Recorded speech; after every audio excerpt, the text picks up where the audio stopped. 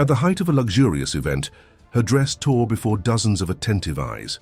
He rushed to cover her, not knowing that with that gesture he was sealing his own fate. If you enjoy love and romance stories, watch until the end, subscribe to this channel, and leave your comment saying where you are watching from. The raw cotton red dress hanging in the wardrobe seemed to pulse with a life of its own.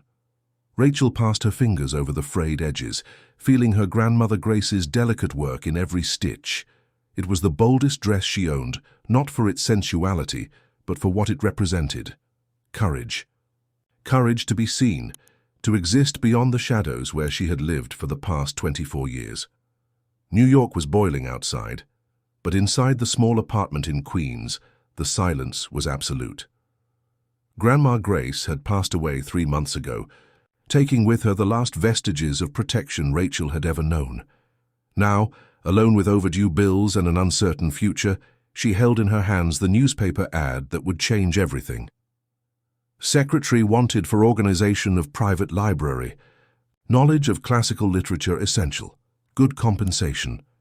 It wasn't just the money that attracted her. It was something deeper, a strange feeling that those words on paper had been written specifically for her. Rachel had always had these inexplicable intuitions, inheritances of a sensitivity her mother had carried and that she herself had never been able to name. She put on the red dress with trembling hands. The fabric embraced her skin like a reminder that she was a woman, not just a shadow.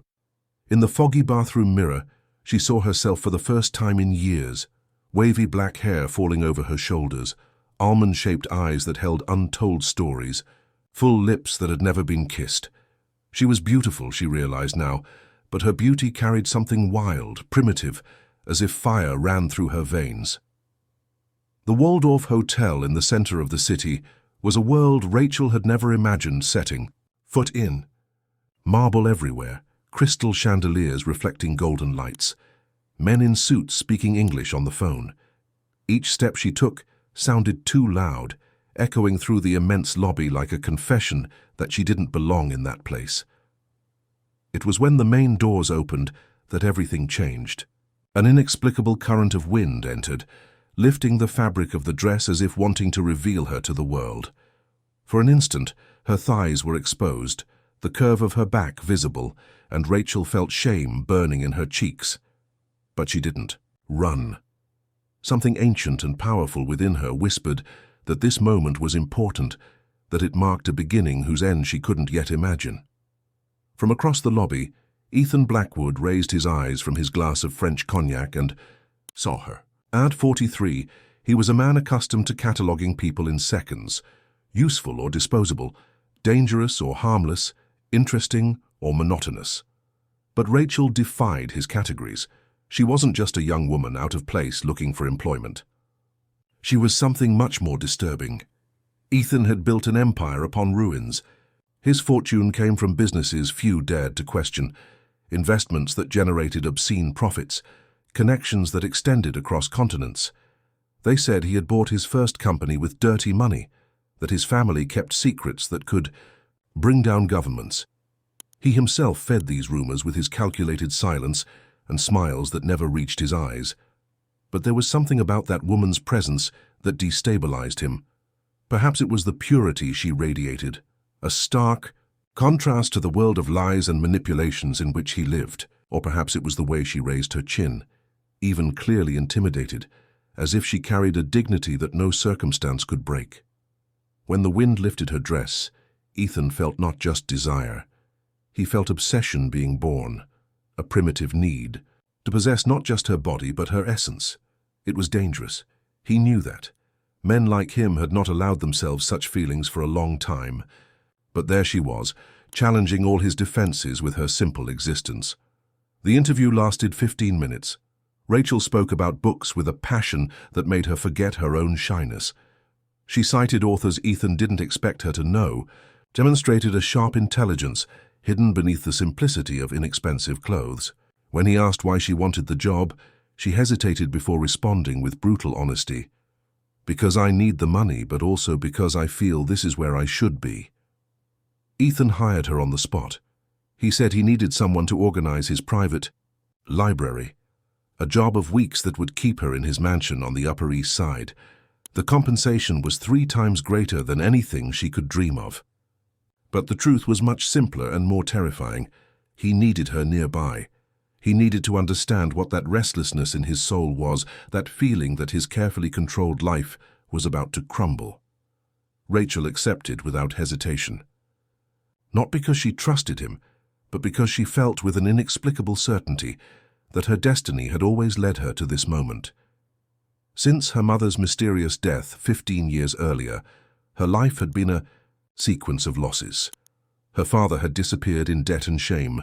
Relatives had treated her as a burden. Only her grandmother had offered true love. She had grown up among books and silences, intuitions and dreams that seemed like memories of lives that weren't hers.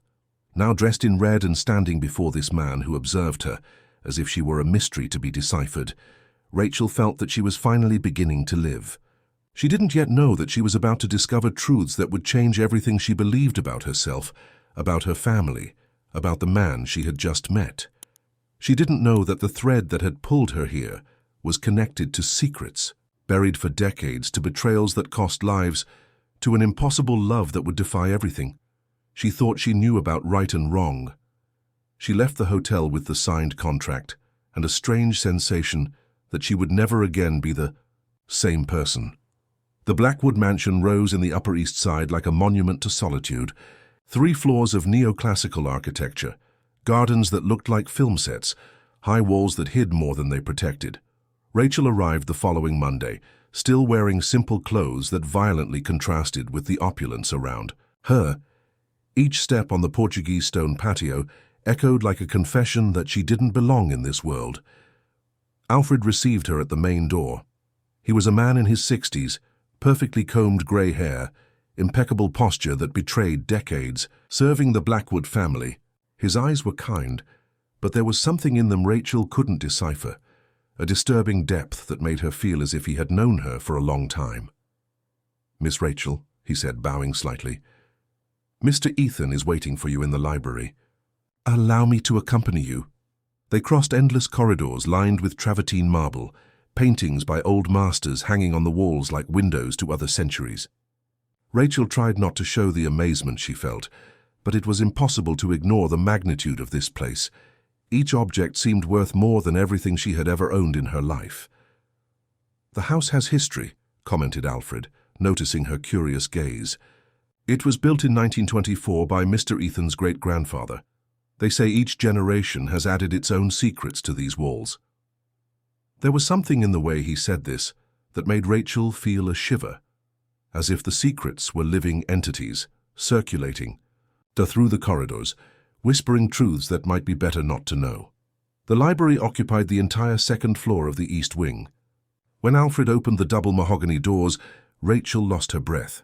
It was a universe of knowledge, shelves that rose to the vaulted ceiling, rolling wooden ladders, reading tables illuminated by bronze lamps.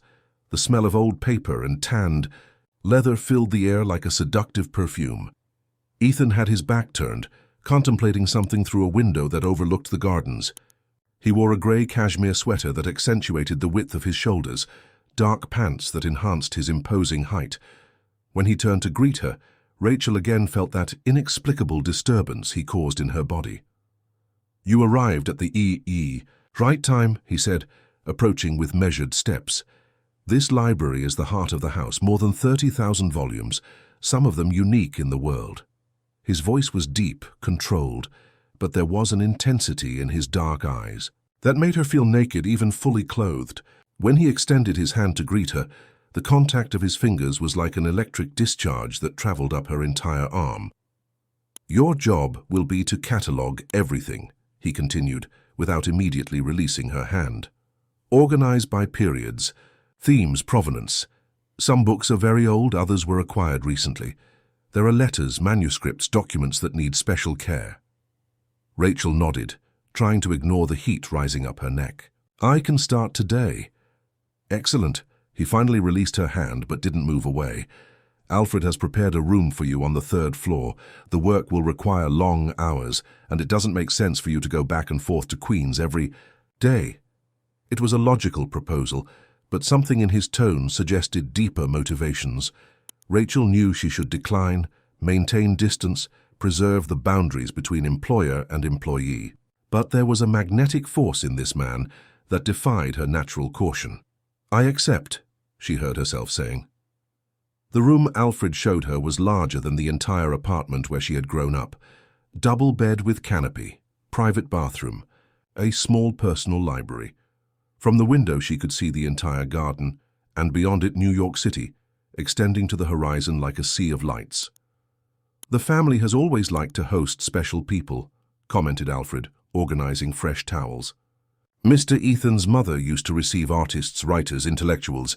This house has seen much history." "What happened to her?" Alfred hesitated, his hands stopping mid-movement. "She died young, a tragedy that changed everything in this family." There was genuine pain in his voice, but also something more, as if that death were just one piece of a much larger and darker puzzle. Rachel spent the rest of the afternoon exploring the library. It was a labyrinth of knowledge that defied any attempt at logical organization. Medieval alchemy books shared space with modern economics treatises. 19th-century novels coexisted with contemporary technical manuals. There were entire sections dedicated to specific subjects: genealogy, sacred art, secret societies. It was in one of these sections that she found the first mystery. A leather-bound book without a title, just a symbol embossed in gold, a serpent biting its own tail. When she opened it, she discovered it wasn't a book, but a diary. The yellowed pages contained an elegant feminine handwriting, words written in archaic English that seemed to pulse with emotion. March 15th, 1987. "He looks at me as if I were a work of art he wants to possess, but doesn't dare touch." There is fire in his eyes, but also fear. Fear of what? Of me? Of what I represent? Of what we might become together? Rachel's heart raced. Those words could have been written by herself. Such was the similarity to what she felt regarding Ethan. She continued reading, hypnotized. March 20th, "He brought me flowers today. White orchids, my favorites. How did he know? When I held them, our fingers touched for an instant, and I felt that the whole world could collapse, and I wouldn't care, as long as this moment lasted forever." Rachel's hands trembled as she turned. The pages. There was something familiar in that handwriting, in that way of expressing feelings, as if it were an echo of a voice she had known, but couldn't place in her memory. March 25th. "I discovered the truth about his family. The money, the power, all built on lies and blood. I should run, should protect my daughter from this dark world. But how to escape from a love that consumes the soul? How to choose between safety and the passion that defines who we are?" Rachel stopped breathing. Daughter. The woman who had written this diary had a daughter, and by the date, the context, the clues scattered throughout the pages, a terrible certainty began to form in her mind. That's when she heard footsteps approaching. She quickly closed the diary and put it back on the shelf, pretending to examine other books. Ethan entered the library carrying a tray with tea and cookies, a gesture of kindness that contrasted with his image of a ruthless magnate. "How are you adapting to the work?" "It's fascinating," she replied, trying to control her voice. "There's so much knowledge here that an entire lifetime wouldn't be enough to absorb it all." He approached, placing the tray on a nearby table. His masculine scent, a mixture of sandalwood and something indefinable that seemed to be simply his essence, invaded Rachel's senses. "Some books are more interesting than others," he said, looking directly into her eyes. "Some tell stories that perhaps are better left in the past."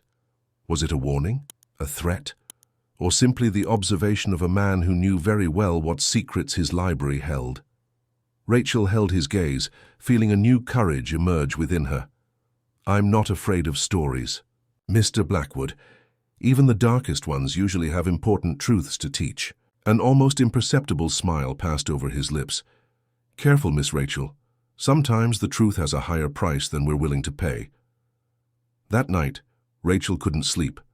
The words from the diary echoed in her mind like a disturbing mantra. She got up in the middle of the night and went down to the library, driven by a compulsion she couldn't control. The house slept in absolute silence, only the sound of her bare feet on the cold marble breaking the quietude. The library took on a completely different atmosphere in the darkness. The shadows of the shelves created sinuous shapes that seemed to move when she wasn't looking directly at them. She lit only one desk lamp and returned to the section where she had found the diary. This time she was determined to read everything. March 30th, 1987. He kissed me today. It was as if the entire world reorganized itself around that moment. His lips were soft, but there was a hunger in them that frightened and excited me at the same time. When we separated, I saw fear in his eyes. Not fear of me, but fear of what we are together, of the power that our union represents. Rachel's hands trembled as she read. Those words could perfectly describe what she felt for Ethan, the electric tension that existed between them, the sensation that there were greater forces conspiring to unite them. April 5th. I discovered I'm pregnant. How to tell him? How to explain that I carry in my womb the continuation of a lineage that he himself considers cursed? Sometimes I think our daughter is the answer to breaking the cycle of pain in this family. Other times I fear she's just another victim. Rachel stopped breathing. Daughter, pregnant.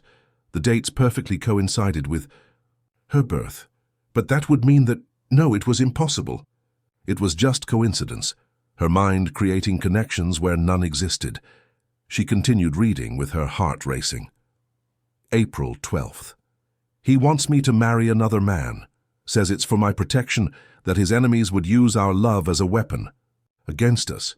But how can I marry another carrying his child? How to pretend that this love doesn't exist? April 20th. I fled. I had no choice. He offered money, protection, a new identity.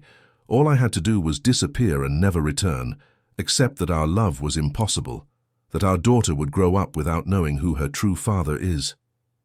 Tears began to stream down Rachel's face. Each word confirmed her worst suspicions.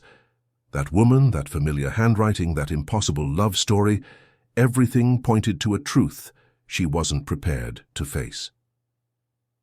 April 25th. I'm in a small town in the countryside, far from everything I knew. My belly grows, and with it grows my certainty that I made the right choice. Our daughter cannot grow up in this world of shadows and lies. She needs light, innocence, a chance to be happy. May 10th. She was born today. She's beautiful, perfect, has his eyes but my determined chin. I'll call her Rachel, like my grandmother. May she be strong like the women in our family, but may she never need the strength I needed. The diary slipped from Rachel's hands, falling to the floor with a dry sound that echoed through the silent library. Her mother. It was her mother who had written those words, and that meant that Ethan... No, it was impossible. There had to be some explanation. Reading interesting stories. Ethan's voice in the darkness made her jump with fright. He was standing at the entrance to the library, wearing only pajama pants and a t-shirt, his hair slightly disheveled, his eyes fixed on her with an intensity that made her feel completely exposed. I couldn't sleep, she stammered, trying to disguise the state of shock she was in. He approached slowly, like a predator who doesn't want to frighten his prey. Neither can I. There are nights when this house seems to whisper secrets I'd prefer to forget. He bent down and picked up the diary from the floor, leafing through it with a familiarity that confirmed Rachel's worst fears. He knew that diary. He knew what it contained. You knew her. It wasn't a question, it was a statement loaded with pain and accusation.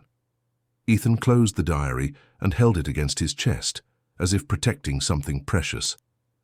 Isabel was the great love of my life and my greatest destruction. Isabel was my mother.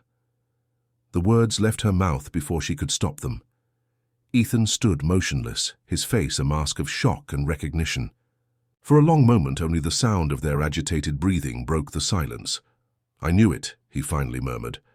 From the moment I saw you at the hotel, I knew. You have her eyes, her way of tilting her head when she's thinking. But I hoped. I was wrong. Are you my father? The question came out as a desperate whisper. Ethan shook his head, but there was pain in his eyes.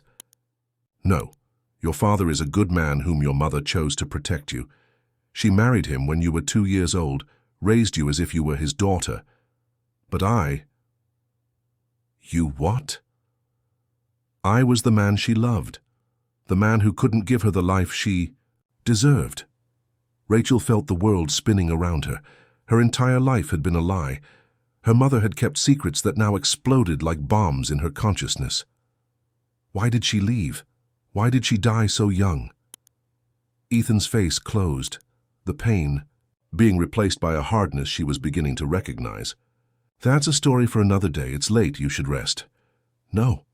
Rachel's voice echoed through the library with a force that surprised her. I won't rest until I know the truth. About her, about you, about why I'm here. Ethan studied her for a long moment, as if assessing her capacity to bear the truth.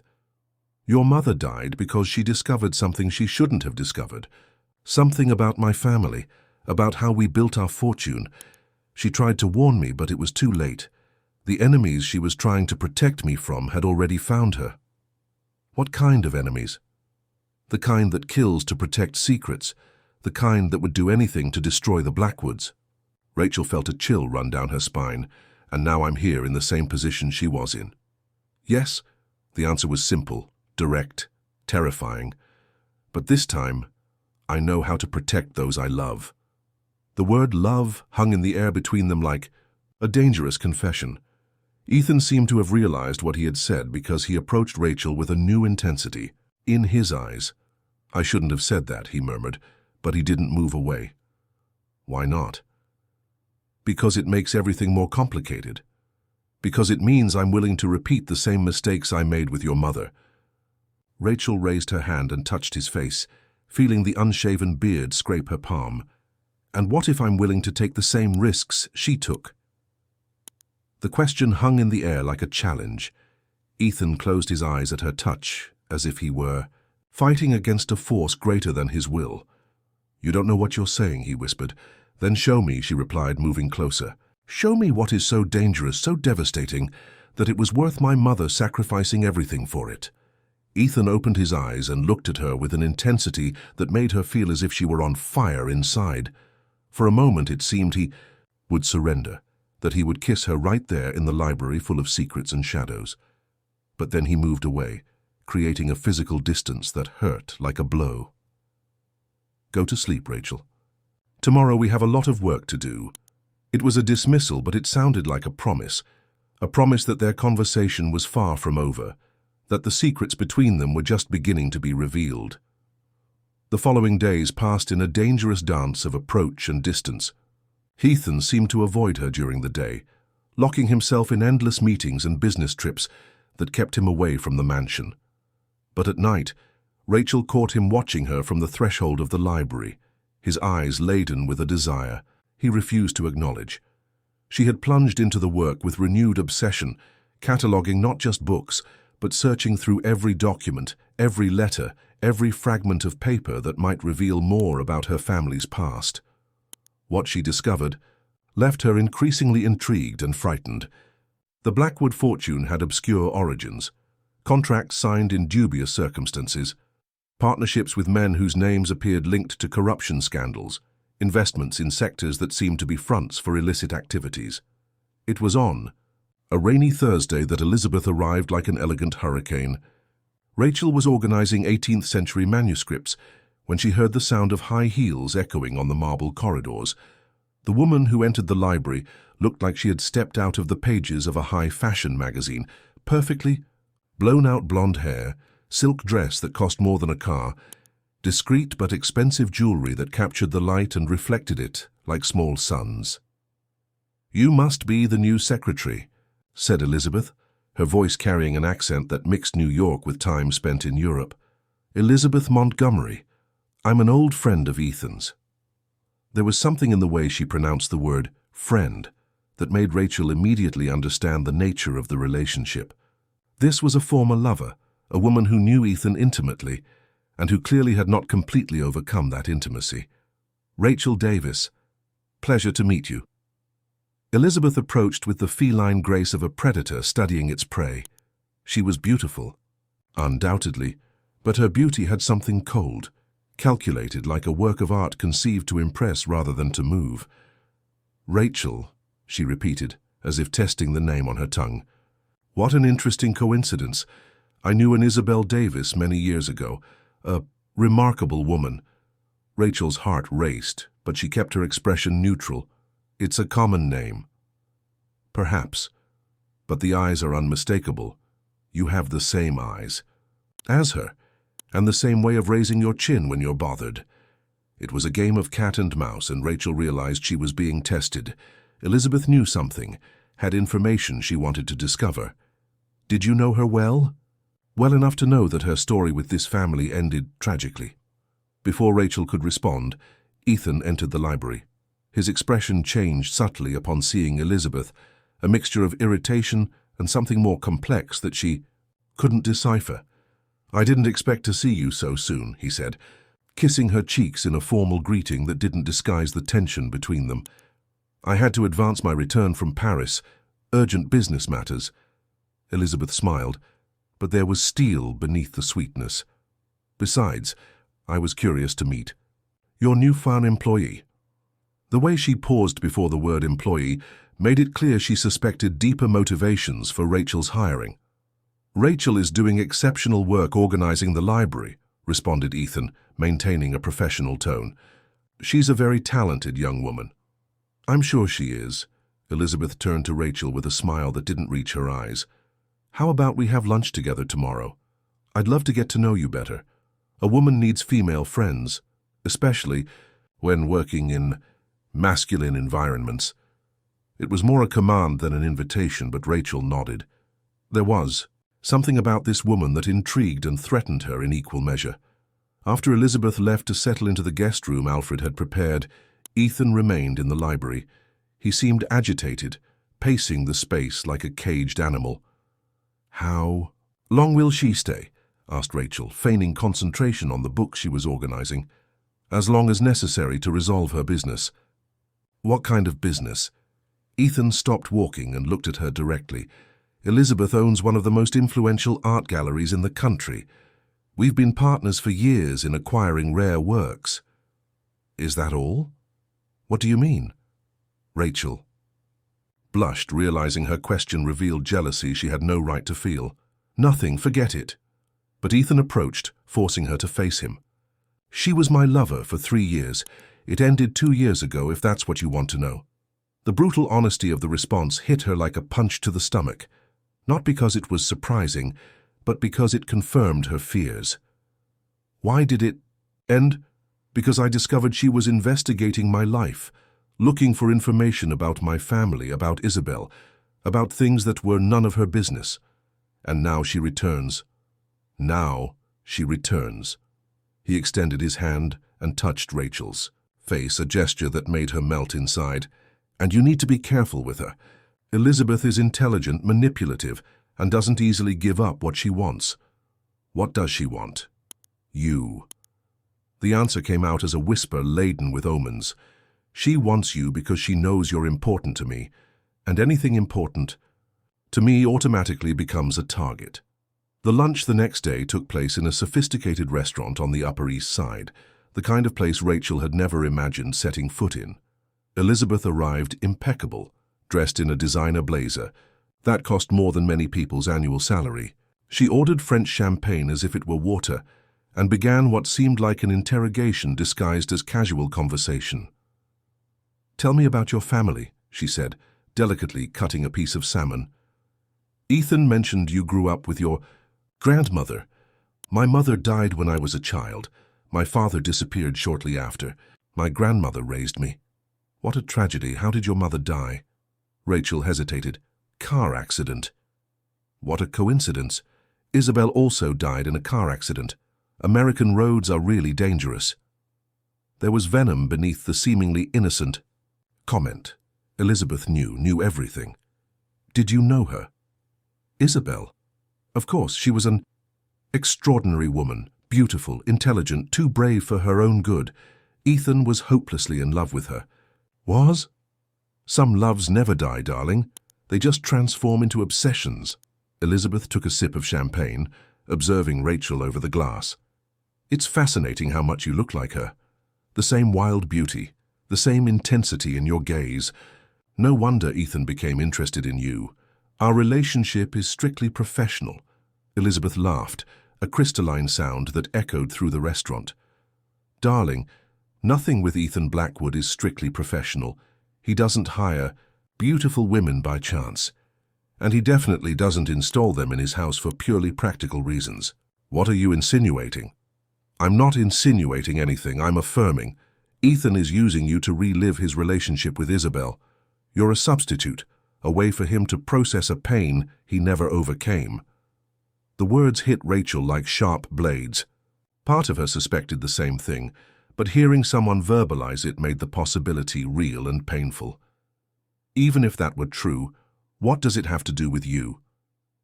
Everything. Elizabeth's mask of civility finally slipped, revealing something cold and dangerous underneath. "Because I spent 3 years of my life loving that man, trying to make him forget a ghost, and now you appear, a young and vulnerable version of the woman he never managed to get over, and threaten to undo all the progress we made. You still love him." "I know him. I know his secrets, his weaknesses, his fears. I know how to make him happy in ways you can't even imagine." Elizabeth leaned over the table, lowering her voice. "But I also know how to destroy him if necessary. And if you get in my way, I won't hesitate to use that knowledge." Rachel returned to the mansion with a heavy heart and a turbulent mind. Elizabeth's words echoed in her thoughts like a venomous mantra. Was it true? Was she just a substitute for Ethan's lost love? The possibility corroded her from within, mixing with the growing attraction she felt for him and creating a toxic cocktail of desire and insecurity.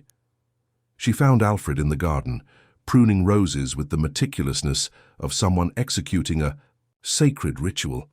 The butler raised his eyes as he saw her approach, and something in his expression suggested he perceived her emotional state.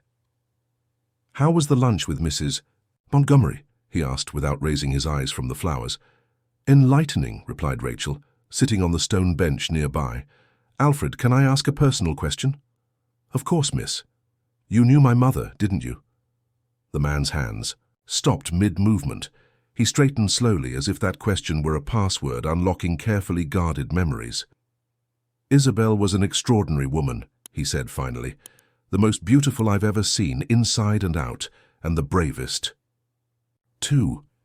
Why did she leave? Alfred put away the pruning shears and sat beside her on the bench. For a long moment he remained silent, as if organizing thoughts he had kept buried for decades. "Your mother discovered something she shouldn't have discovered, about the origin of the Blackwood fortune, about business that Mr. Ethan's father conducted in the shadows. She tried to convince him to distance himself from these activities, to build a clean life away from that dark world. And he didn't want to. He was young, arrogant, believed he could control forces that had their own life for decades. When he realized the real danger, it was already too late. The family's enemies had discovered about Isabel, about you. The only way to protect you was to make you disappear, so he sent her away. He saved her, and hated himself for it for the rest of his life." Rachel felt tears burning her eyes. The story Alfred told painted Ethan not as a villain, but as a young and frightened man who made the only possible choice in an impossible situation. "And now I'm here," she murmured, repeating the same story. "No," said Alfred with surprising firmness. "Now you're here because it's your right to be, because there are truths that need to come to light, justices that need to be done." "What truths?" Alfred hesitated, looking around as if he feared being heard. "Come with me tonight after everyone is asleep. There are things you need to see." At 2 in the morning, Alfred knocked discreetly on Rachel's bedroom door. She followed him in silence through the dark corridors, descending stairs she didn't know existed, crossing doors that seemed not to have been opened in years. They finally arrived at a basement that looked more like a secret chamber, with stone walls and dim lighting that created dancing shadows. "This is the family's private archive," explained Alfred, lighting some candles. "Documents that can never see the official light of day." The walls were covered with shelves full of folders, boxes, sealed envelopes. Alfred went directly to a specific section and removed a worn leather folder. "Contracts for purchasing artworks," he said, opening the folder. "But these aren't ordinary works. They're pieces stolen from European museums during World War II, paintings looted from Jewish families, sculptures that mysteriously disappeared from private collections." Rachel examined the documents with growing horror. There were photographs, falsified certificates of authenticity, proof of payments to offshore bank accounts. "Mr. Ethan's great-grandfather started this business in the 1940s, continued Alfred. "He took advantage of the chaos of war to build a network for acquiring stolen art. The grandfather expanded to other South American countries. The father transformed it into an empire." "And Ethan?" "Mr. Ethan discovered everything when he took over the business.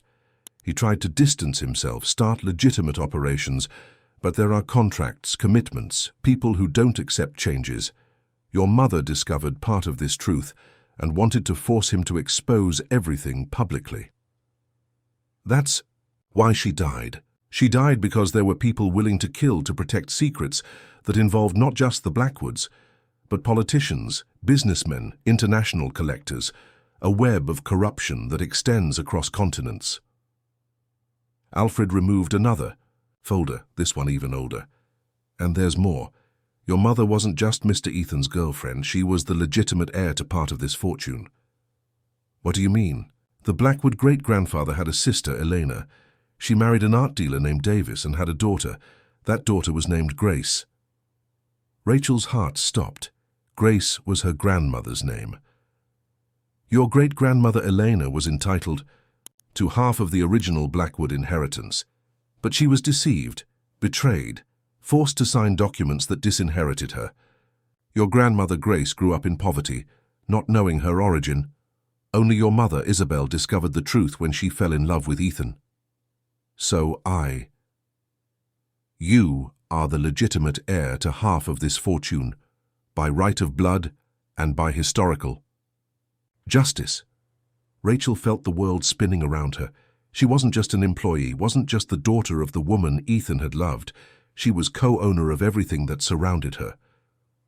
"Why are you telling me this?" Alfred looked at her with an intensity she had never seen before. "Because I promised your mother that if anything happened to her, I would ensure you knew the truth, that you would have the chance to choose between justice and revenge." "And what's the difference?" "Justice is claiming what is rightfully yours, exposing the crimes, forcing real changes. Revenge is destroying everything and everyone, including innocent people like Mr. Ethan, who inherited sins he didn't commit." At that moment, they heard footsteps on the floor above. Alfred quickly put away the documents and extinguished the candles, guiding Rachel through a secret passage that led directly to the garden. "What will you do with this information?" he asked when they reached the open air. Rachel looked at the mansion, its dark windows hiding so many secrets. In one of them, she knew Ethan might be awake, fighting his own demons. In another, Elizabeth was probably planning her next move. And she, at the center of everything, needed to decide who she would be. The naive young woman who had arrived looking for work, or the strong woman her mother had always wanted her to be. "I don't know yet," she admitted, "but I know I can know. Longer pretend I'm just a secretary." Alfred smiled for the first time since she had met him. "Isabel would be proud of the woman you've become." When Rachel returned to her room, she found an envelope that had been slipped under the door. Inside, a note with Elizabeth's elegant handwriting. "Darling, I hope you enjoyed our lunch. Tomorrow I'd like to show you something interesting, something about your mother that I'm certain you'll want to see. Meet me at the studio at 3 in the afternoon. With affection, E."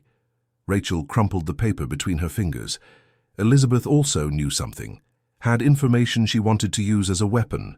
But now, armed with Alfred's revelations, she was no longer the vulnerable prey she had been during lunch. She looked out the window and saw a light on in Ethan's office on the ground floor. He was awake, probably working, oblivious to the fact that she had just discovered truths that would change everything between them. For a moment, She wanted to go down, knock on his door, confront him with everything she knew, but there were still many missing pieces in the puzzle. And if Ethan knew she had discovered the truth, he might try to protect her again, send her away as he had done with her mother. No. This time would be different. This time she would have all the information before making any decision. And when the time for confrontation came, it would be as an equal, not as a victim. She dressed and went down silently to the library. She had a few hours until dawn, and intended to use every minute to discover all she could about her true inheritance and about the secrets Elizabeth was eager to share. Elizabeth's studio was in a penthouse in Soho, an industrial space converted into a private gallery that breathed sophistication and mystery. Rachel arrived punctually at 3 in the afternoon, wearing one of the dresses she had found in the wardrobe of her room, a simple but elegant piece that made her feel more confident. After the night of revelations with Alfred, she was no longer the same intimidated woman who had lunched with Elizabeth the day before. The elevator opened directly into the apartment, revealing an environment of white walls decorated with contemporary artworks that cost fortunes. Elizabeth awaited her by a large window that offered a panoramic view of the city, wearing a silk kimono that highlighted her cold and calculated beauty. "I'm glad you came," she said, serving champagne in 2 crystal glasses. "I hope you're prepared for some interesting revelations." "After yesterday, I think I'm prepared for anything," replied Rachel, accepting the glass but not drinking. Elizabeth smiled, a smile that didn't reach her eyes. "We'll see." She walked to a wall covered by a dark fabric. "Ethan has always been very reserved about his past, about his family. But I'm a determined woman, and when I love someone, I need to know all their secrets." With a dramatic movement, she pulled the fabric, revealing an entire wall covered with photographs, documents, newspaper clippings, all connected by red lines like a conspiracy map. 3 years of investigation," said Elizabeth with sick pride. 3 years discovering who really is the man I fell in love with." Rachel approached, examining the images. There were old photos of the Blackwood family, documents of suspicious transactions, articles about mysterious disappearances. But it was one photo in particular that made her heart stop. Her mother, young and radiant, embraced with an Ethan, who appeared to be in his early 20s. She was beautiful, wasn't she? Elizabeth positioned herself beside Rachel. Isabel Davis, the great passion of his life, the woman who transformed and destroyed him at the same time. "Where did you get these? I have my methods. Private investigators, sources in the government, contacts in the press." Elizabeth pointed to a series of documents. "Your mother didn't die in a car accident, darling. She was murdered." The words hit Rachel like punches to the stomach, even suspecting this since the conversation with Alfred. Hearing the confirmation was devastating. "How do you know?" "Because I have the investigation that the police shelved. Reports from witnesses who were intimidated, evidence that disappeared, authorities who were brought to classify a homicide as an accident." Elizabeth removed a folder from a file and handed it to Rachel. "Your mother was fleeing when she died. She carried documents that proved crimes of the Blackwood family, evidence that could destroy not just Ethan, but an entire network of corruption that extended to Washington." Rachel opened the folder with trembling hands. There were photos of the accident scene, contradictory testimonies, technical reports that didn't make sense, and in the middle of everything, a handwritten letter with her mother's familiar handwriting. "If anything happens to me, I want Rachel to know the truth. I want her to understand that I died trying to do the right thing, trying to clear the name of the man I love. Ethan is not guilty of his family's crimes, but he refuses to expose them, for fear of the consequences. I cannot live with this silent complicity. Our daughter deserves to grow up in a world where justice exists." "You see," said Elizabeth, observing the tears streaming down Rachel's face. "She died because of his cowardice. If Ethan had had the courage to expose his family's crimes, Isabel would be alive today. Why are you showing me this?" "Because you have the right to know, and because you need to understand what kind of man Ethan Blackwood is. A man who lets the women he loves die to protect his blood-stained fortune." Rachel moved away from the wall of evidence, feeling nausea and anger in equal measure. "What do you want from me, Elizabeth?" "I want justice. For your mother, for you, for all the victims of the crimes this family has hidden for decades." Elizabeth approached, lowering her voice. "You're not just Isabel's daughter. You're the legitimate heir to the Blackwood fortune. You have legal right to all of this." "How do you know that?" "Because I did my homework." Elena Blackwood, sister of Ethan's great-grandfather, was robbed of her inheritance through forged documents. Her daughter Grace grew up in poverty because she was deprived of what was rightfully hers. And now you, Grace's granddaughter, can claim everything back. Elizabeth walked to a table and picked up a stack of legal documents. "I have here everything you need to sue the Blackwood family. Original contracts, birth certificates, proof of the fraud. With these documents, you can not only claim your inheritance, but also expose all the crimes they hide." "And in return?" "In return, you help me destroy the man who wasted 3 years of my life, who used me as a distraction while remaining obsessed with a ghost." The truth finally emerged clear and raw. Elizabeth didn't want justice. She wanted revenge. Revenge against Ethan for not being able to love her as he had loved Isabel, for making her feel like a substitute for a dead woman. "You don't want me to recover my inheritance," said Rachel slowly. "You want me to destroy Ethan because he never loved you as you wanted to be loved." Elizabeth's face hardened. "And what's the problem? Both objectives complement each other perfectly. You gain what is rightfully yours. I have my revenge, and a criminal finally pays for his omissions. Ethan didn't kill my mother, but he is responsible for her death. If he had had the courage to do the right thing at the time, Isabel would be alive." Rachel looked again at the photos on the wall, at the documents that proved a web of crimes and lies extending for decades. Part of her wanted to accept Elizabeth's proposal, use that information to destroy everyone and everything responsible for her mother's death. But another part, a part that grew each day since she had met Ethan, whispered that there was more to the story. "I need to think," she said finally. "There's not much to think about, darling. You can continue being the naive secretary of a man who sees you only as a substitute for your dead mother, or you can become the powerful woman your blood destines you to be." Elizabeth moved closer, her voice taking on an almost hypnotic tone. "Imagine Ethan discovering that the woman he's falling in love with is actually his greatest enemy, that you have the power to destroy everything he's worked for, that you can do justice for the mother he failed to protect." The image was seductive, Rachel had to admit. The perfect revenge, poetically appropriate. But there was something Elizabeth didn't know, information Alfred had revealed to her that changed the context of everything. "I'll give an answer tomorrow," she said, heading for the elevator. "Don't take too long to decide," warned Elizabeth. "There are people interested in this information, and I would prefer to work with you rather than against you." It was a veiled threat, but clear. If Rachel didn't accept the proposal, Elizabeth would find other ways to use the information she possessed. On the way back to the mansion, Rachel felt divided between conflicting emotions: anger over her mother's death, desire for justice for the hidden crimes, but also a growing understanding that Ethan might be more victim than villain in this complex story. When she arrived at the mansion, she found him waiting in the library.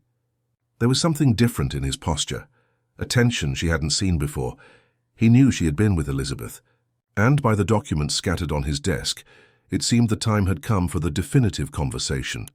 "We need to talk," he said without preamble. "Yes," she agreed, "we do." But neither of them knew that. Outside the window, Alfred was watching with a somber expression. The faithful butler picked up the phone and dialed a number he hadn't used in years. "It's Alfred," he said when someone answered. "She's discovered everything.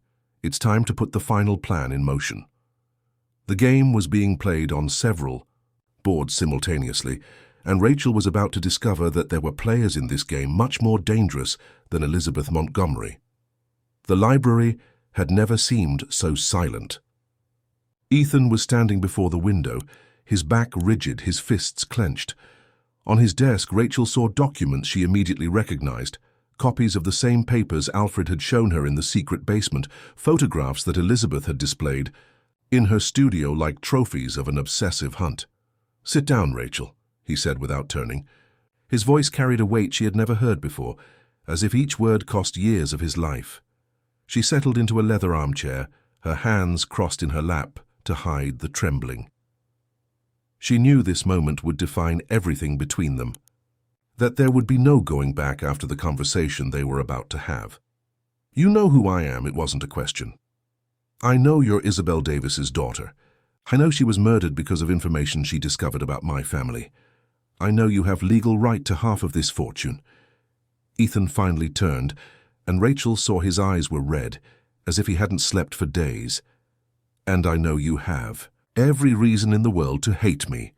Should I hate you?" The question seemed to disarm him. He approached, pulling a chair to sit in front of her. "Your mother died because I was a coward, because when she asked me to expose my family's crimes, to clear our name and start a new life, I chose fear over courage. Tell me what really happened." Ethan ran his hands through his hair, a gesture of profound exhaustion. "I was 23 when I met Isabel. I had just taken over the family business after my father's death and was gradually discovering the extent of the crimes I had inherited: art trafficking, money laundering, connections with corrupt politicians, an empire built on blood and lies." He stood again, walking to a specific bookshelf and removing a book that was actually a disguised safe. From inside, he took a faded photo, Isabel pregnant, smiling at the camera with radiant happiness. She was 4 months pregnant when she discovered the truth about my business. She found documents I thought I had hidden well, contracts that proved our participation in international organized crime schemes.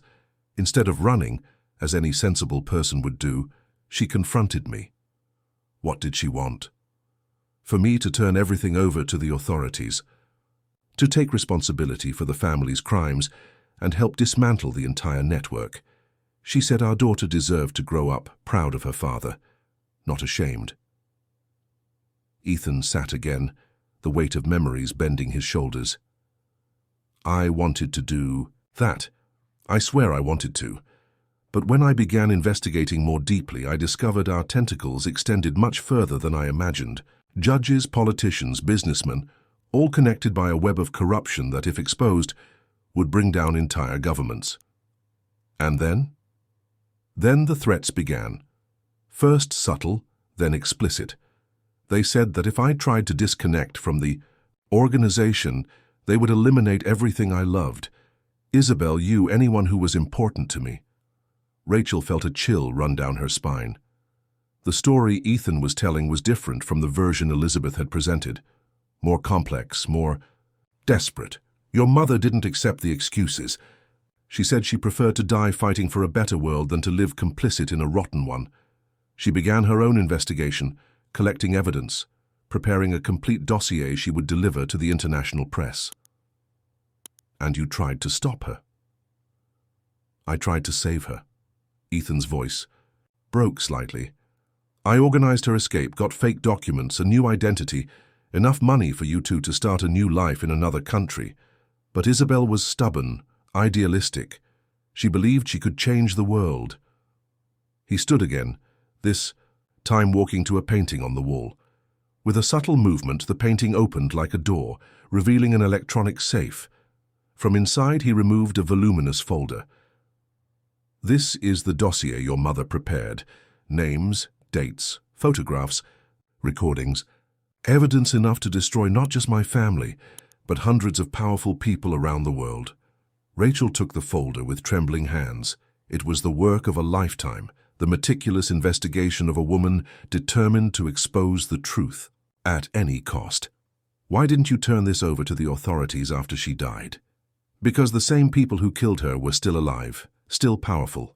Turning over this information would be signing my death warrant and putting you in danger.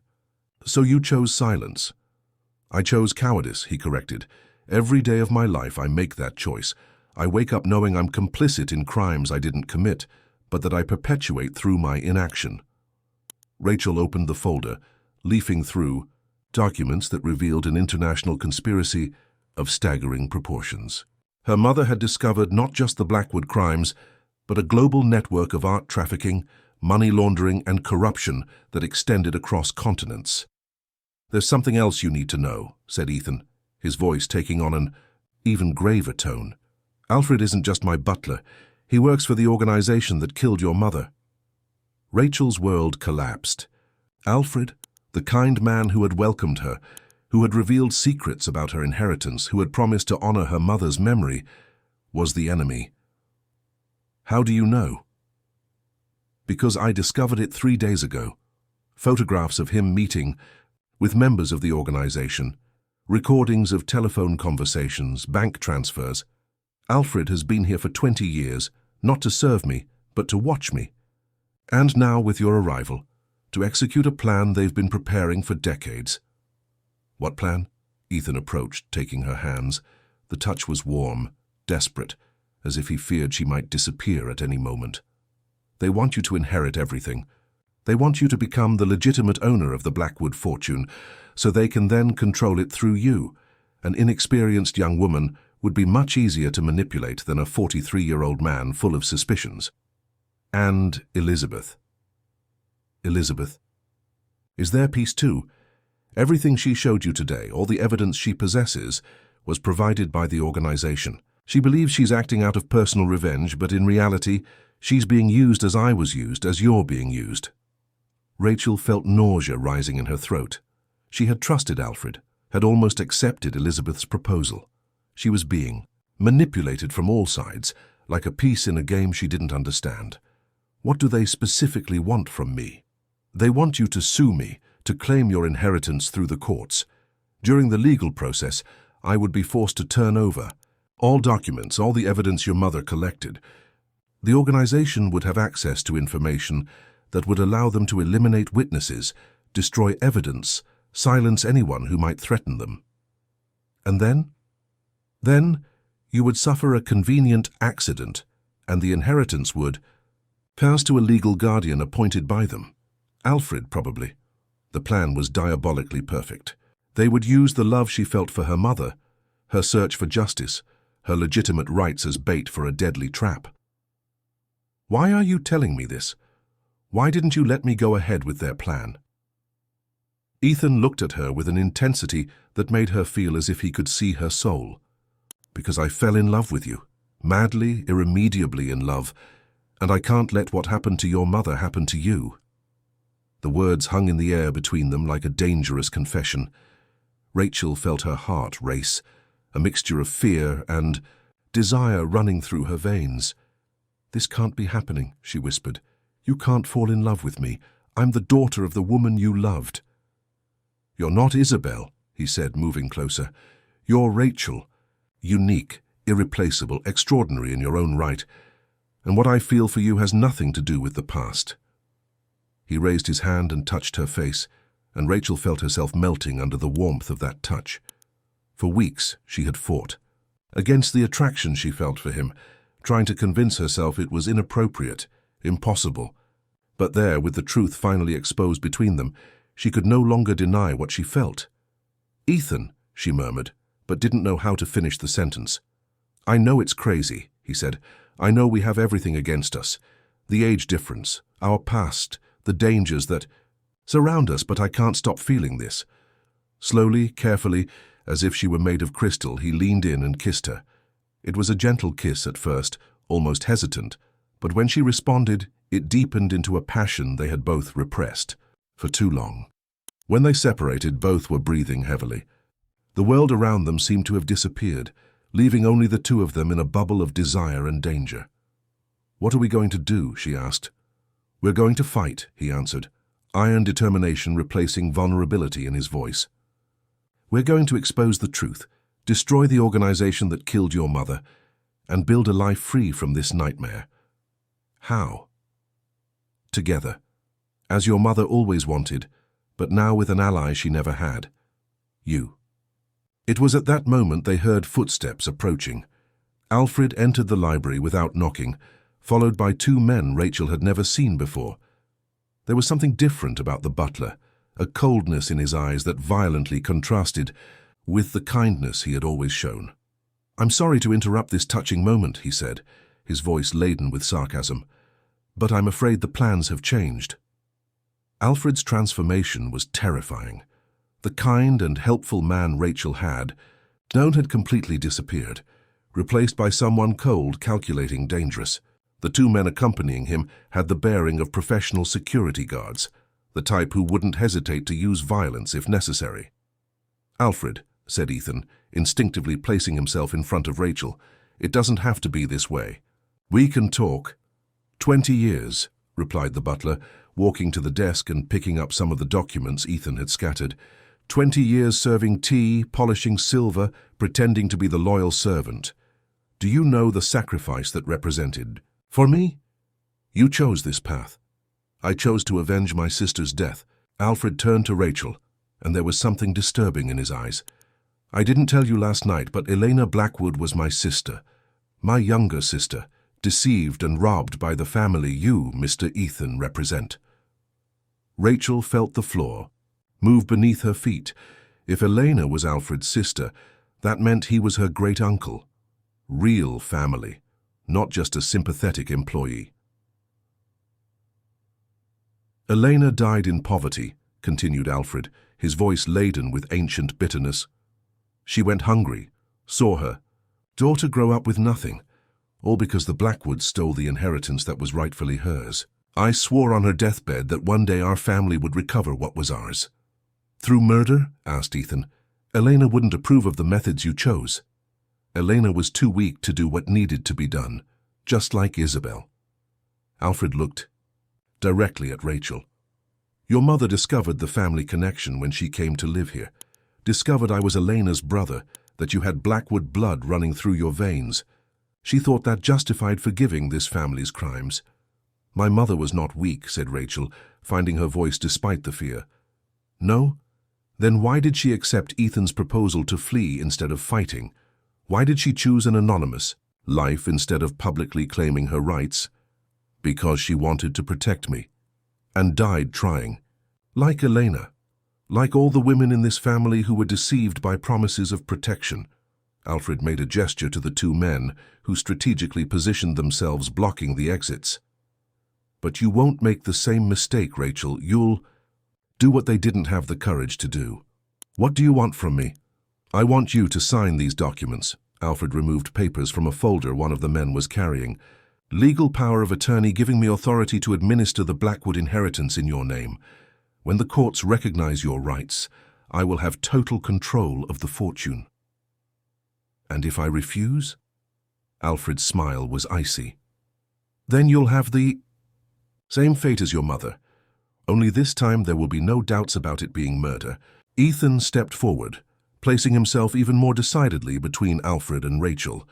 You'll have to kill me first, if necessary. Alfred made another gesture, and one of the men drew a gun, pointing it directly at Ethan's chest. But I prefer to keep you alive. You have valuable information, important contacts. You can be useful as a puppet while we gradually transfer all control to Rachel. To you, you mean? The girl is young, inexperienced. She'll need guidance. A guardian who understands the complex business of the family. Rachel looked around, assessing her options. They were cornered in the library with no apparent escape, but there was something neither Alfred nor his henchmen knew. She had memorized every corner of that house during her weeks of exploration, including the secret passages Alfred had shown her, thinking it would be just interesting historical information. May I see the documents? She asked, feigning resignation. Alfred hesitated, suspicious of the sudden cooperation, but greed spoke louder than caution. Of course, but no tricks. Any sudden movement and your boyfriend gets shot. Rachel approached the desk, taking the papers. While pretending to read them, she discreetly observed everyone's position in the room. Ethan was tense, ready to act at the first opportunity. The two armed men maintained fixed positions, but didn't seem to know the library as well as she did. There's one thing you don't know, Alfred, she said, looking up from the documents. What? Elizabeth Montgomery isn't just working with you. She has her own plans. It was a lie, but Rachel bet on the natural paranoia of criminals. It worked. Alfred frowned, uneasy.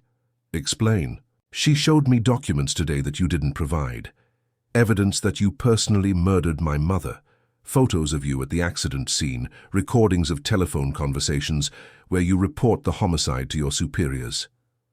The lie was convincing because it contained elements of truth.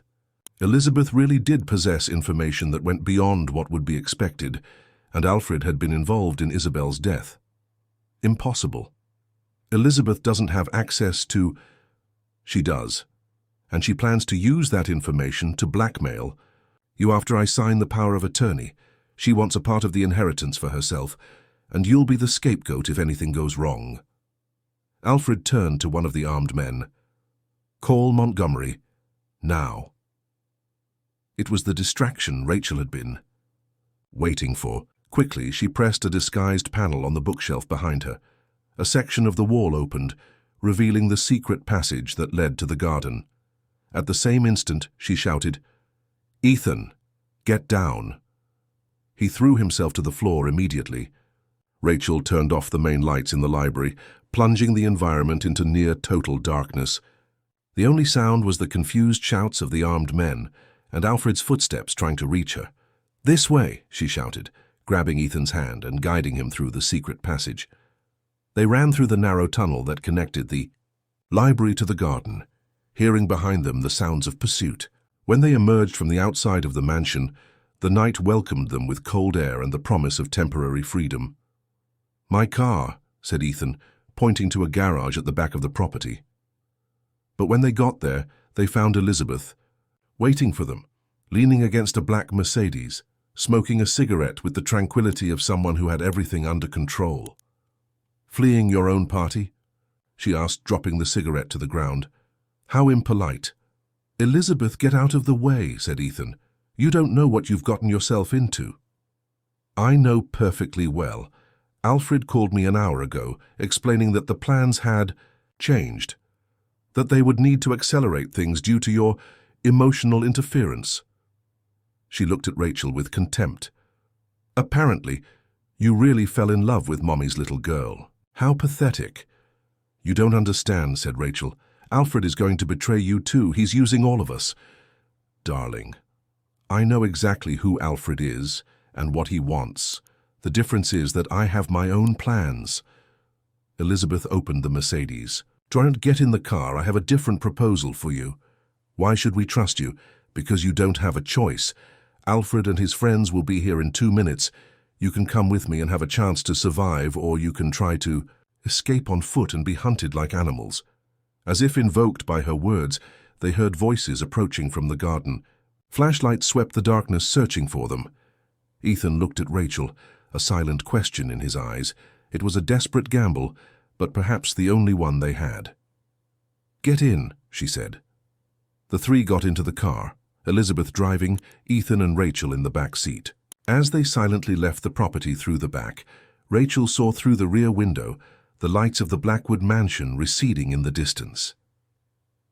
"Where are we going?" asked Ethan. "To a place where we can talk civilly," replied Elizabeth.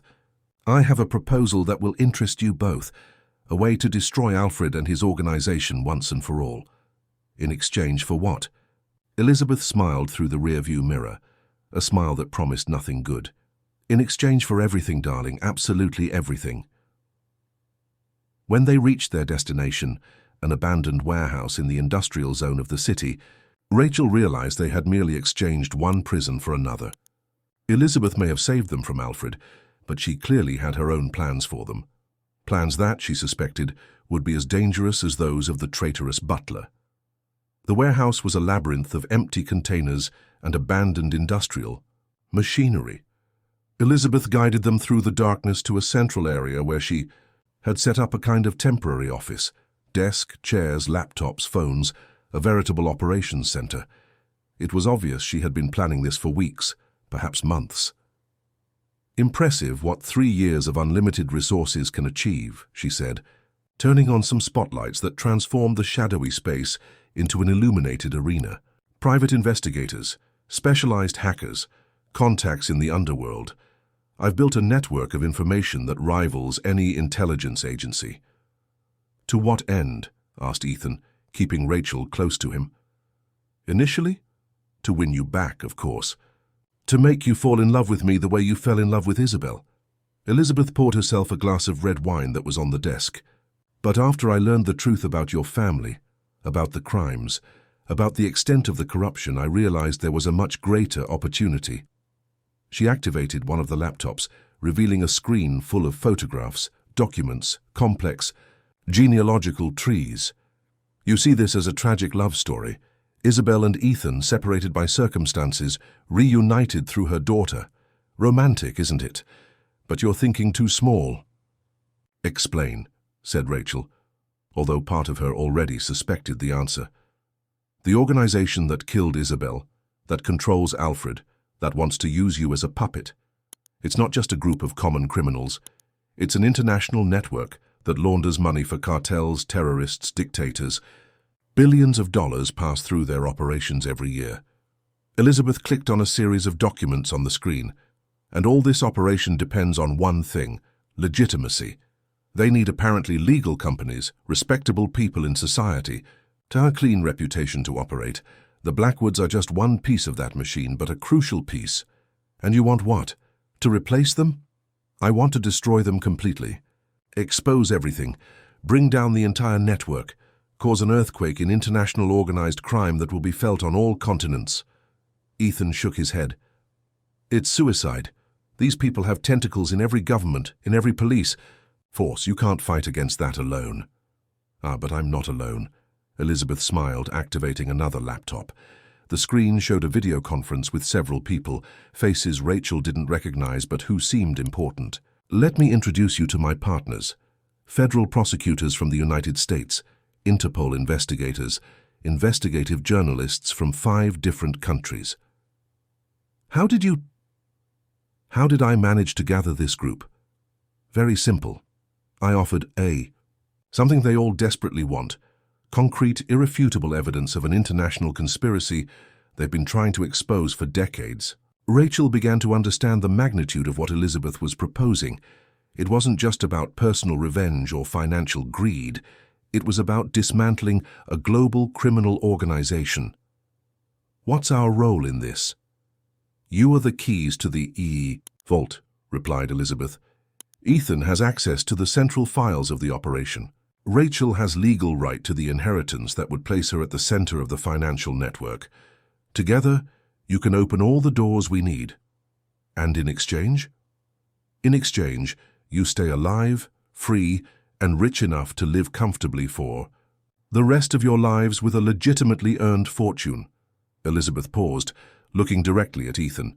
And I gain the satisfaction of destroying the people who turned 3 years of my life into an emotional hell. It was a tempting proposal, but Rachel felt there was something more. There are risks. Of course there are. During the process of collecting evidence, you'll be exposed. Alfred and his superiors will do anything to silence you.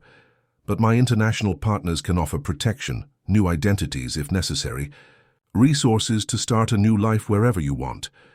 Ethan approached one of the laptops, examining the documents on the screen. This evidence, is it genuine? Completely. 3 years of meticulous investigation.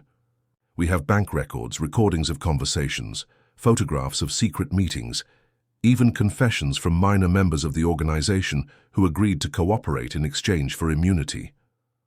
Why didn't you do this alone? Why do you need us? Because I need the central files that are in the vault of the Blackwood mansion.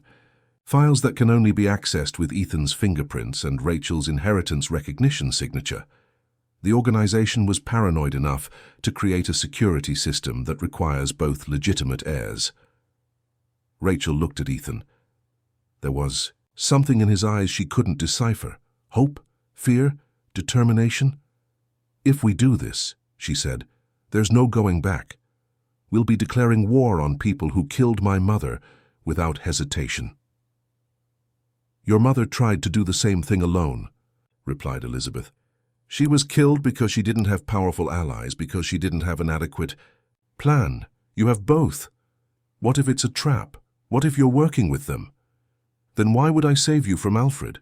Why would I set up this whole operation? Elizabeth gestured to the warehouse around them. You think I did all this for fun? It just was logical. But Rachel still felt distrust. 3 years of obsession could transform love into hate, but they could also transform hate into something much more dangerous. How much time do we have to decide? Until tomorrow morning. Alfred won't take long to discover you're no longer at the mansion. When that happens, he'll activate resources that will make it impossible to leave the country, transfer money, or even communicate with the outside world. Ethan moved away from the laptops and came to Rachel. "I need to talk to you, alone." Elizabeth made a magnanimous gesture. "Of course. I'll check some equipment. You have 15 minutes. When they were alone, Ethan took Rachel's hands in his. "What do you want to do?" "I don't know. Part of me wants to accept, do justice for my mother, expose these criminals. But another part, and I'm afraid, Ethan, afraid that this will destroy us as it destroyed my mother. I'm afraid too. But maybe it's our only chance to have a real life together. As long as this organization exists, as long as I'm a silent accomplice to my family's crimes, we can't be happy. And if we die trying, then at least we'll die fighting for something we believe in. Your mother would be proud," Rachel thought. So of Isabel, the brave young woman who preferred to die rather than live complicit in crimes. She thought of Grandma Grace, who spent her life in poverty because she was robbed of her inheritance. She thought of all the women in her family who were victims of the greed and cruelty of powerful men. "All right," she said finally. "Let's do this." Ethan kissed her, an intense kiss laden with promises and fears. When they separated, there was determination in his eyes. "Then we'd better start now, because when Alfred discovers we're gone, hell will rain down on our heads." Elizabeth returned at that moment, as if she had perfectly timed her absence. "Have you reached a decision?" "We'll accept your proposal," said Ethan, "but with one condition, which is, if at any point we realize you're deceiving us, that this is a trap, we'll expose everything we know about you too. You'll fall along with us." Elizabeth smiled, but this time the smile seemed genuine. "I accept the terms. Welcome to the war, darlings. Let's hope we survive to tell the story." Outside the warehouse, the city slept oblivious to the fact that a decisive battle was about to begin. A battle that would determine not just the fate of Rachel and Ethan, but of a criminal network that had operated with impunity for decades. And somewhere in New York, Alfred discovered his prisoners had escaped, triggering a hunt that would spread throughout the country before dawn. 6 months later, Rachel stood before the mirror in the Washington, D.C. hotel, wearing a navy blue suit that represented her new identity, legitimate heir recognized by justice, protected witness of the federal government, and a woman free from the ghosts of the past. The reflection that faced her was of someone transformed by the storm she had weathered, stronger, more determined, mistress of herself in a way she had never imagined possible. The operation Elizabeth had orchestrated proved even more complex than promised. For 3 hellish months, Rachel and Ethan lived under federal protection while providing evidence that dismantled an international criminal network. The vault of the Blackwood mansion opened, revealing not just incriminating documents, but also stolen artworks valued at hundreds of millions of dollars, codes for secret bank accounts, and records of transactions that linked the organization to crimes on 4 continents. Alfred was the first to fall.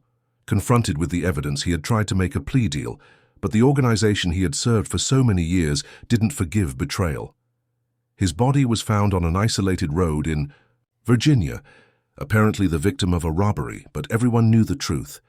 He had paid the ultimate price for decades of loyalty to criminals who knew no loyalty. His death brought an unexpected melancholy to Rachel. Despite everything, Alfred was her great-uncle, the last link to her family's history. But she had learned to live with life's contradictions, with the fact that people could simultaneously be family and enemies, victims and perpetrators. Ethan had faced his own demons. Testifying against the organization that had controlled his family for generations required a courage he didn't know he possessed. There were moments when he doubted, when fear almost paralyzed him.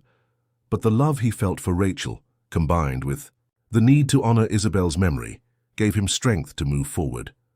The truth about Isabel's death also emerged during the Investigations. It hadn't been just a murder to silence a threat. They discovered she was pregnant again when she died, carrying Ethan's second child, a sibling Rachel would never know. The revelation had devastated both of them, but also solidified their determination to see justice done. Elizabeth, in turn, had proven an unexpectedly loyal ally. Her obsession with Ethan had transformed into something healthier, the recognition that some people aren't meant to be together, but can work together for greater goals. She had received total immunity in exchange for her cooperation, and used her international network to ensure the evidence reached the competent authorities in various countries simultaneously, making it impossible to cover up the scandal. Now, 6 months later, Rachel was preparing for the last act of this saga, marriage to Ethan. They had waited for the entire legal process to conclude, for the dust to settle, for them to be certain they were safe before officially building a life together. The ceremony would be simple, just the two of them, some authorities who had protected them during the investigation, and Elizabeth as the only guest representing their complicated past. There would be no family, as all the family they knew was dead or imprisoned.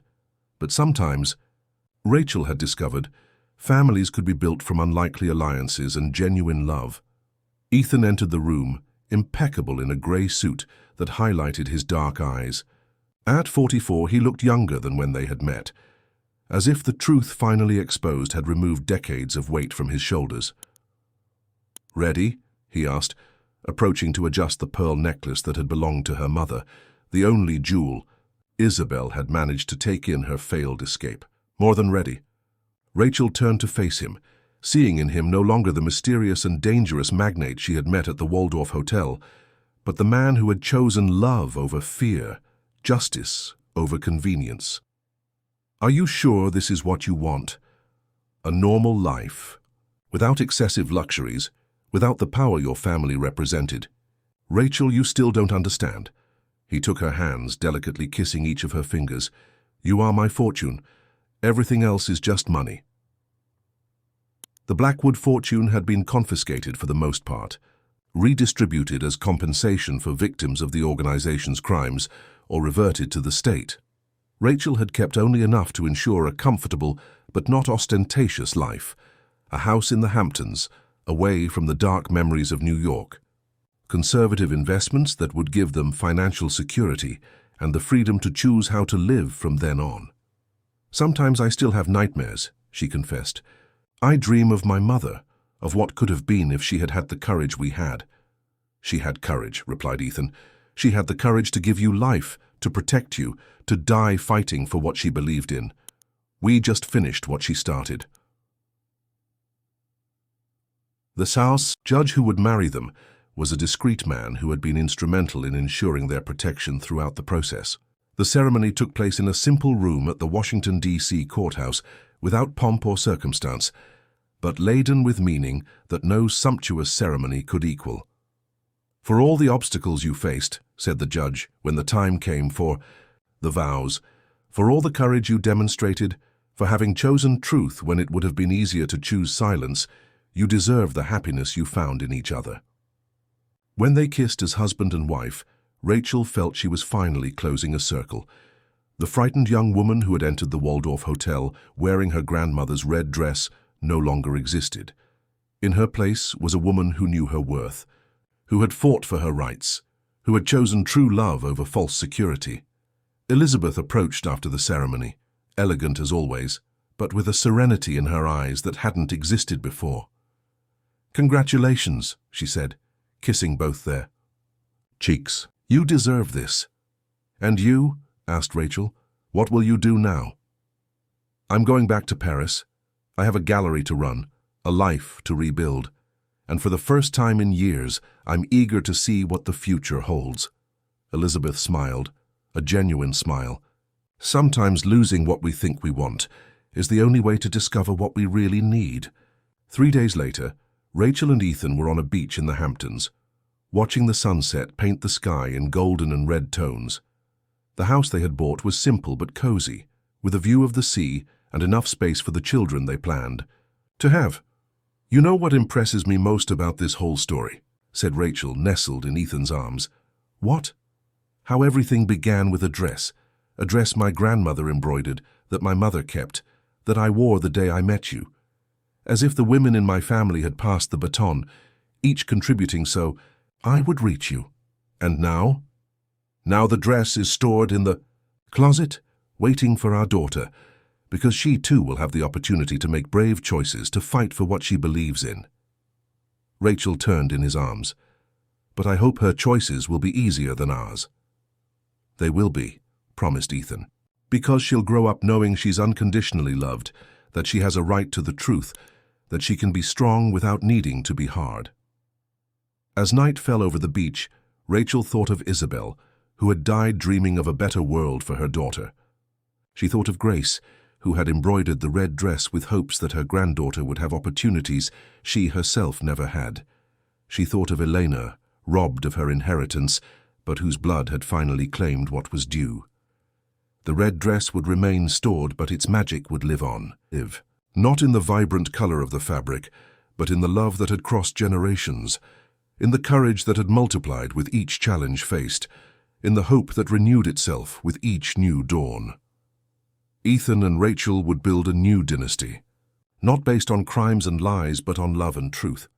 A dynasty where women would be queens of their own destinies, where men would learn that true power comes from the ability to protect without controlling, to love without possessing. And if, sometimes they still dreamed of the ghosts of the past, they woke up embraced, reminding themselves that they had chosen light instead of shadows, love instead of fear,